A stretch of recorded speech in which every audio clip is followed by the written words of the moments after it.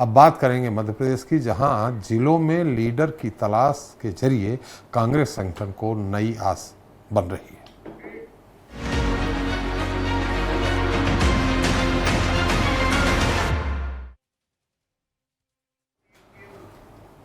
तो मध्य प्रदेश में कांग्रेस जिला अध्यक्षों के लिए कवायद शुरू हो गई है। जिलों में नया नेतृत्व खोजने के लिए पार्टी के 200 नेता क्षेत्रों में निकल चुके हैं। लगातार बैठकों के जरिए नेताओं और कार्यकर्ताओं से रायशुमारी का सिलसिला भी शुरू हो गया है। खबर है कि 30 जून तक चलने वाले सृजन अभियान के तहत हर जिले के 6 नामों का पैनल तैयार कर आलाकमान को भेज दिया जाएगा। जिस नाम को दिल्ली से हरी झंडी मिलेगी, जिले की कमान उसी नेता के हाथ में सौंपी जाएगी। इस पर चर्चा करेंगे, लेकिन देख लेते हैं पहले एक रिपोर्ट। मध्य प्रदेश कांग्रेस अपने संगठन को मजबूत करने के लिए नए तरीके से काम कर रही है। पार्टी में युवाओं को ज्यादा से ज्यादा मौका दिया जा रहा है।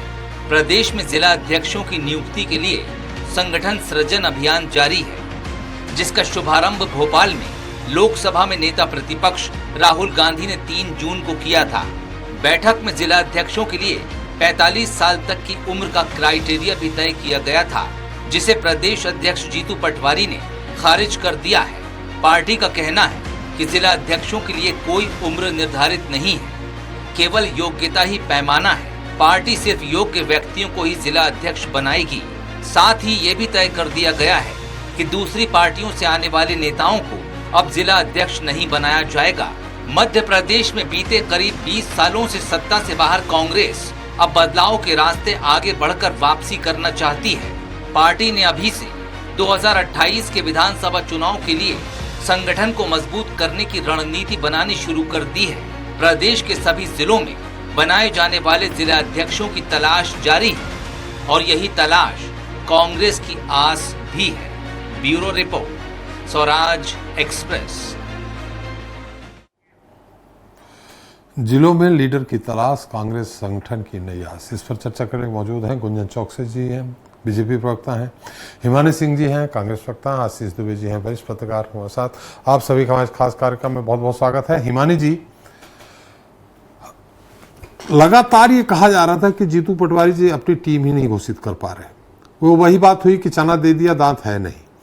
अब जब वो अध्यक्ष बन गए तो अब यहाँ आ गए आपके बहुत सारे ऑब्जर्वर आ गए, 200 ऑब्जर्वर जिलों में घूम रहे हैं, 6 लोगों को लाएंगे।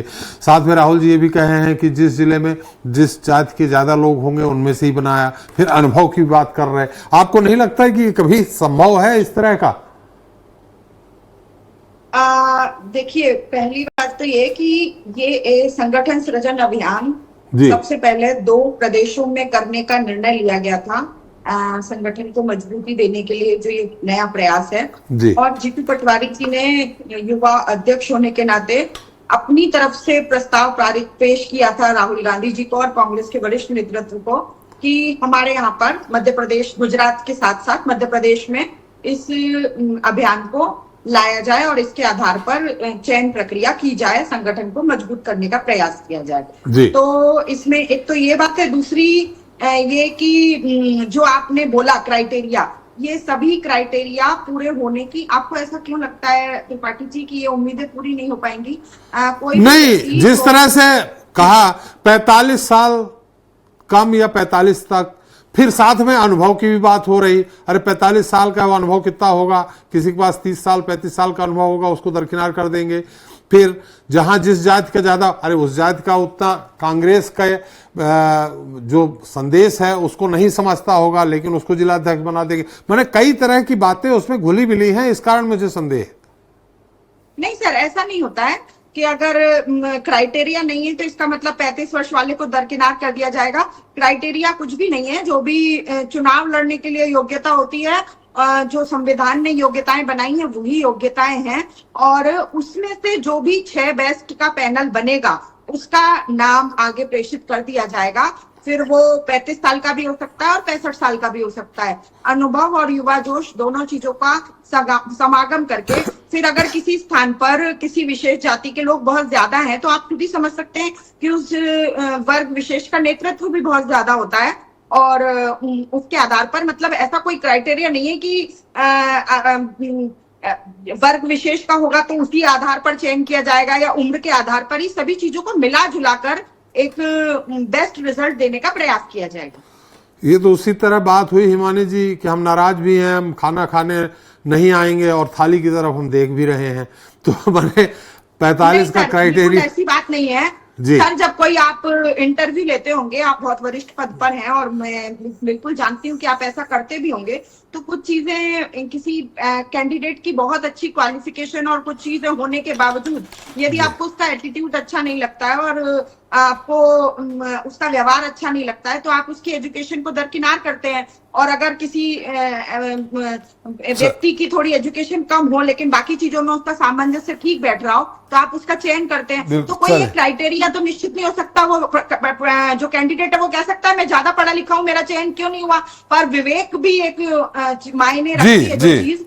तो अभी आपने जब भारतीय जनता पार्टी का जो संगठन का आप चुनाव देख रहे थे उस समय पर देखा था कि लोग किस तरह से, आप देख रहे हैं हमारे यहाँ पर अभी 8-10 दिन हो चुके हैं इस चीज को शुरू हुए, लेकिन इस तरह की कोई चीज अभी तक आपके सामने नहीं आई होगी। जैसे बीजेपी का जब संगठन का वो चल रहा था तब एक दूसरे के ऊपर किस तरह से कीचड़ उछालने का काम किया था, उसी समय कब बीजेपी पे कब बीजेपी पे संगठन सर 2 महीने पूर्व, और अभी तक वो प्रदेश अध्यक्ष का चयन नहीं कर पा रहे हैं। 7-8 लोग पैनल में खड़े हुए हैं, एक दूसरे की टांग खिंचाई का काम कर रहे हैं। और सड़कों पर इनकी, आपने जीतू यादव इंदौर के और कमलेश कटारे वाला केस नहीं सुना था? इन लोगों ने एक दूसरे पर किस तरह से कीचड़ उछालने का काम करा था।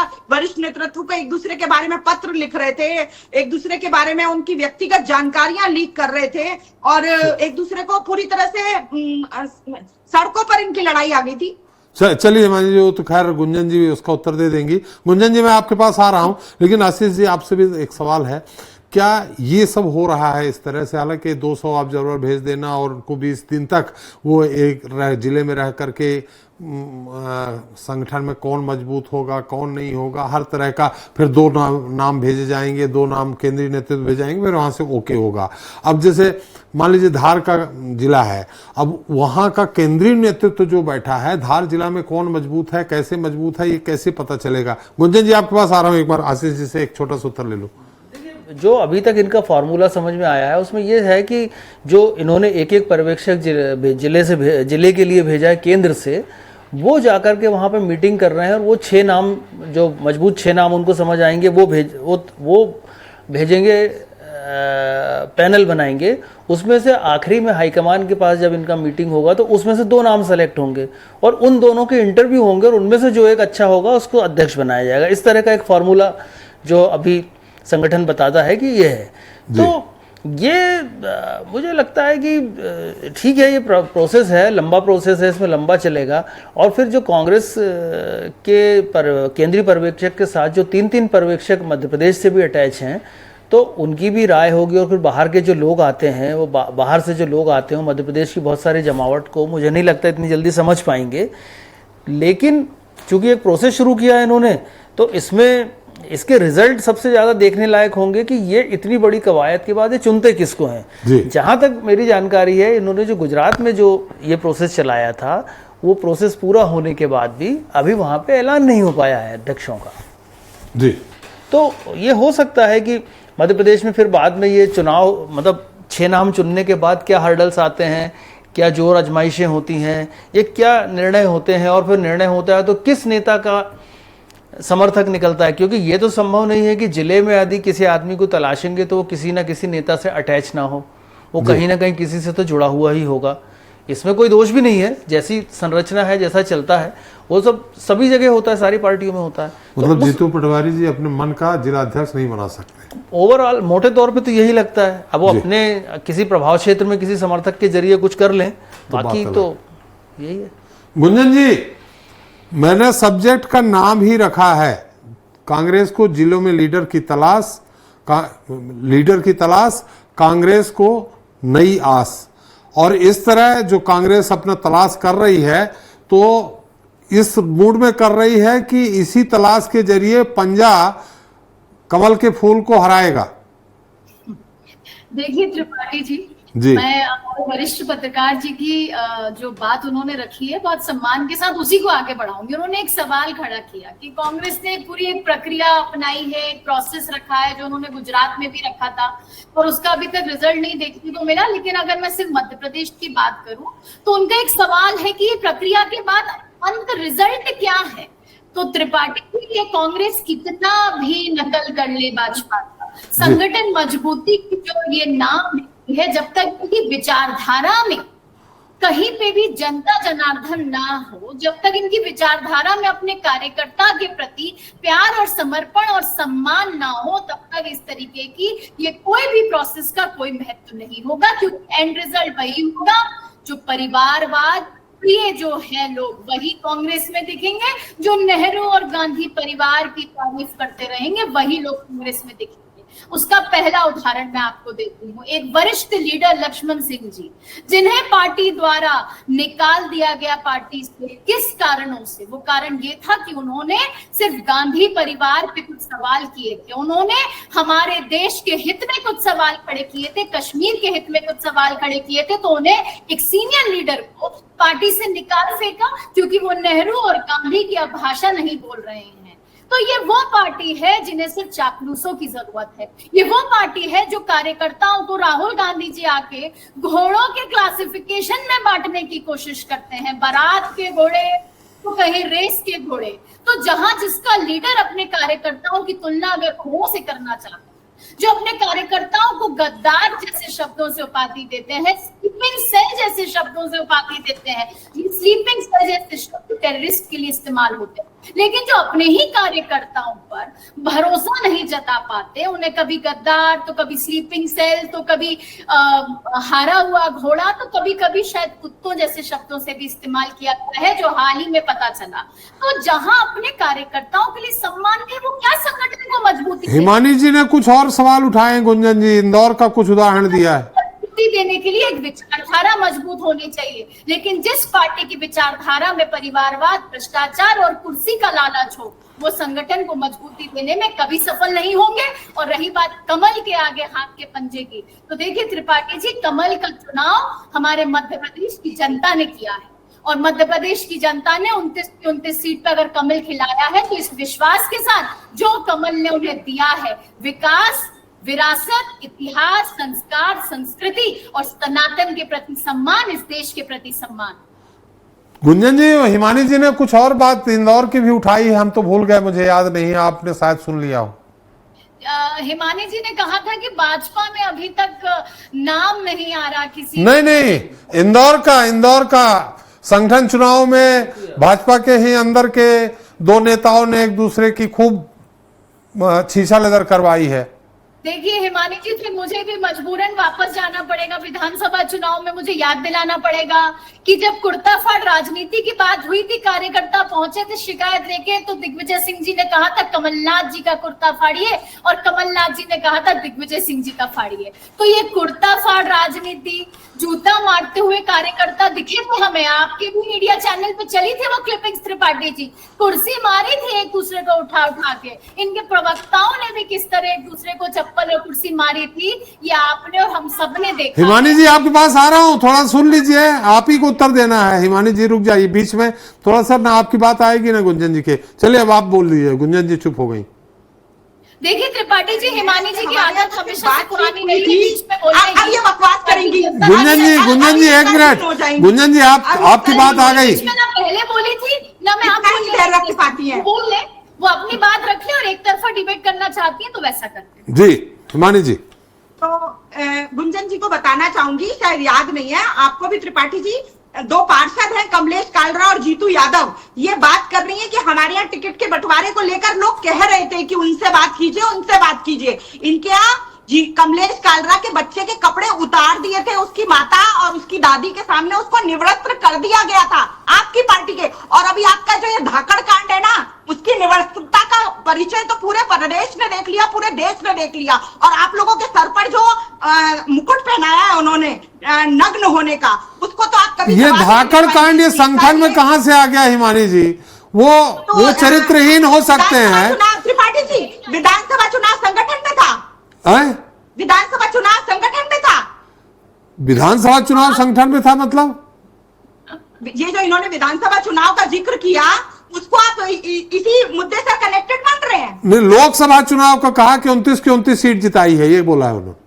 नहीं सर, विधानसभा चुनाव में दिग्विजय सिंह जी के पास कार्यकर्ता जा रहे थे और कमलनाथ जी के पास कार्यकर्ता जा रहे थे। वो संगठन से जुड़ा है, लेकिन कोई चरित्रहीन हो सकता है, वो संगठन से कहां से जोड़ रही हैं आप? चरित्रहीनता की कोई हो मनोहर लाल धाकड़ जो इनकी पार्टी का सदस्य है उसको इनके संगठन से ना जोड़े हम, जिसको इन्होंने जिला पंचायत में समर्थन देकर जिला पंचायत बना रखी है उसको इनके संगठन से ना जोड़े। अरे फिर तो कड़ी हो इनको इससे जोड़े नहीं हम। मनु सिंघवी थोड़ी हो पाएगा कि इनके इतने हिमानी जी, आपके राष्ट्रीय नेता मनु सिंघवी, आपके राष्ट्रीय नेता इतने बड़े वकील मनु सिंघवी का सबने देखा है। जिक्र कर ले क्या विजय शाह को ऑथराइज मानते हैं आप? विजय शाह नहीं, आप उस तरफ जाए, चरित्रहीनता की बात अलग है, संगठन के चुनाव की बात करें। सुन लीजिए, संगठन की मजबूती की ये लोग तो इतना सम्मान करते हैं अपने कार्यकर्ताओं का कि चाहे वो मनोहर लाल धाकड़ हो या विजय शाह हो, उनके ऊपर कोई कार्रवाई नहीं करते, उनके ऊपर कभी उंगली नहीं उठाते। मेरी इनको ये सलाह है कि अगर कोई कार्यकर्ता कुछ गलत कर रहा है तो उसको चिन्हित। मनोहर लाल धाकड़ का जिला अध्यक्ष ने खंडन कर दिया, सदस्य नहीं है वो, बीजेपी के सदस्य नहीं है मनोहर लाल धाकड़। ऐसा कहने से सर ये ऐसा नहीं हो जाता। ऐसे तो इन्होंने कह दिया कि इन्होंने बीना की जो विधायक है उनको भी अपने मोहन यादव ने सदस्यता नहीं करवाई। इनके कहने से क्या होता है? जिला पंचायत उनके समर्थन से बनी हुई है, उनकी पत्नी के, और वहाँ अल्पमत में आने के डर की वजह से ये मनोहर लाल धाकड़ पर कार्रवाई नहीं कर पा रहे। मनोहर लाल धाकड़ सक्रिय सदस्य है नहीं। अगर आपके पास रसीद हो हिमानी जी तो बताइए, सक्रिय सदस्य है ही नहीं वो। उनकी पत्नी जिला पंचायत सदस्य पत्नी, है भारतीय जनता पार्टी के भाई उनके कृत्यों का फल पत्नी को क्यों दे रही हैं? सारा काम धाम उनके पतिदेव ही देखते हैं, ये सभी ने देखा है। सभी वरिष्ठ नेतृत्व के साथ उनका कितनी नजदीकियां हैं। हिमानी जी, संगठन चुनाव की बात हो रही है, मुद्दे से कहीं और भटक रहे हैं। की बात कर ले, त्रिपाठी जी विजय शाह की बात कर ले, उनको ऑथराइज मानते हैं। संगठन चुनाव की बात हो रही है, संगठन की बात हो रही है। इसके पहले आपने जो मुद्दा उठाया था कि इनके संगठन चुनाव में जो हुआ वो मुद्दा सही था, लेकिन ये कहां से, क्या विजय शाह पे ही हमेशा डिबेट करते रहे? 10 दिन डिबेट कर ली, क्या लगातार उन्हीं पे करते रहे? बात सुन लीजिए तो मैं आपको कनेक्ट कर दूंगी। जिस तरह इन्होंने कहा कि राहुल गांधी ने अपने कार्यकर्ताओं को चिन्हित किया कि कोई ऐसा करता है, कोई ऐसा करता है, और ये लोग अपने कार्यकर्ताओं से इतना प्यार करते हैं सत्ता के लोभ में कि कभी उनको चिन्हित ही नहीं करते, चाहे वो विजय शाह हो, चाहे धाकड़ हो, या वो फिर आ गए आप वहीं, युवा मोर्चा के, फिर आ गए भाई, कुछ नया लेके आया करिए हिमानी जी, फिर आ गए आप वहीं। संगठन चुनाव की बात हो रही, चलिए। ये लोग अपने कार्यकर्ताओं को कभी चिन्हित नहीं करते, उनके ऊपर कभी कोई कार्रवाई नहीं करते, बस सत्ता बनी रहनी चाहिए, चाहे वो जिला पंचायत। नहीं, आप चिन्हित करते, आपकी बनी बनाई सरकार गिर गई, आपकी बनी बनाई सरकार गिर गई सिर्फ इस बात पे कि सड़क पे उतरते उतर जाए, तो गिरी गिराई सरकार गिर गई, आपने चिन्हित किया। आशीष जी, आ रहा हूं गुंजन जी। जी नहीं, देखिए ये जो विषय है, हम कहाँ से शुरू हुए थे और कहाँ तक गए हैं, वो बड़ा भटकाव है इसमें। मुद्दे की बात है कि संगठन जिस तरह से मजबूत करने की कांग्रेस कोशिश कर रही है, और कांग्रेस का आरोप है कि भाजपा में भी संगठन में कई तरह के बिखराव हैं, तो ये बात बिल्कुल सही है कि कांग्रेस जिन परेशानियों की वजह से, या जिन वायरस या जिस तरह की एक व्याधियों की वजह से इस तरह की हालत में पहुंची है, भाजपा सत्ता में लंबे समय से है, तो उसमें भी ऐसा नहीं है कि बिल्कुल वो सब चीज़ें निर्दोष है। वहाँ भी अंदर खाने बहुत सारी उथल पुथल है, और किसी भी राजनीतिक दल में इस तरह से होती हैं, इसमें कोई दो राय नहीं है। और कांग्रेस अगर उसको काबू करने में देर करती है, मुश्किल होती है, वो एक अलग बात है, बीजेपी जल्दी कर लेती है। लेकिन संगठन चुनाव में जहाँ तक अभी बीजेपी की संगठन चुनाव की प्रक्रिया भी है, हम लोगों ने देखा भी है कि जिलाध्यक्षों के चुनाव में बीजेपी को काफ़ी मशक्कत करनी पड़ी थी उनके नाम के ऐलान को लेकर। ये सब तो, ये जब कोई बड़ी पार्टी होती है तो इसमें सारी चीज़ें आती हैं, कई इस तरह की मतभिन्नता और राय उभरती हैं। भाजपा के कई नेताओं के बयान ऐसे नहीं है कि बिल्कुल अप टू मार के लाइन पे रहे हैं, कई बार लाइन से डगमगाए हैं और कई बार विवाद हुए हैं। कुछ विवाद तो अभी भी सामने हैं जिस पर चल रहा है सारी चीज़ें, तो ये सारी चीज़ें ठीक हैं। इन सब के अलावा ज़रूरत इस बात की उसको वो ओवरकम, उसको कैसे उसको काबू कर लेते हैं। भाजपा इसको कर लेती है, लेकिन इसके बावजूद भी देखिए वो सागर में कोई धरने पे, नाम नहीं याद आ रहा, जो धरने पे बैठ गए थे थाने के सामने और कुछ तरह की चीज़ें हुई थी, बड़ी समझाइशें हुई थी। तो ये सत्ता के साथ इस तरह की चीज़ें हमेशा आती हैं। कांग्रेस के साथ भी ये चीज़ें आई थी जिसकी वजह से स्थितियाँ बनी हैं।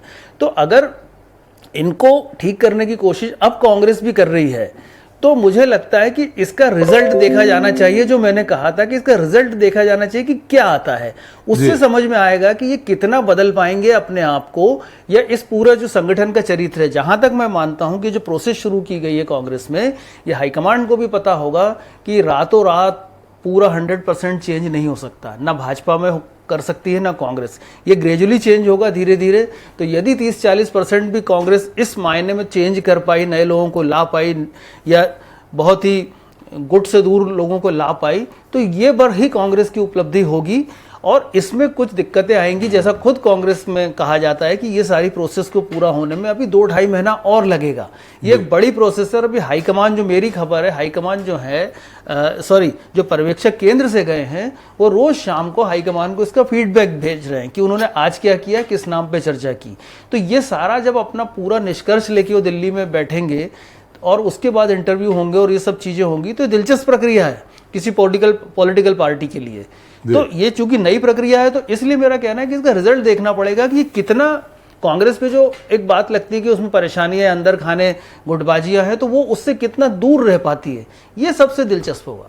जी गुंजन जी, हिमानी जी बात सुन लीजिए गुंजन जी की, फिर हम आपके पास फिर आ जाएंगे, थोड़ा ध्यान से सुन लीजिएगा।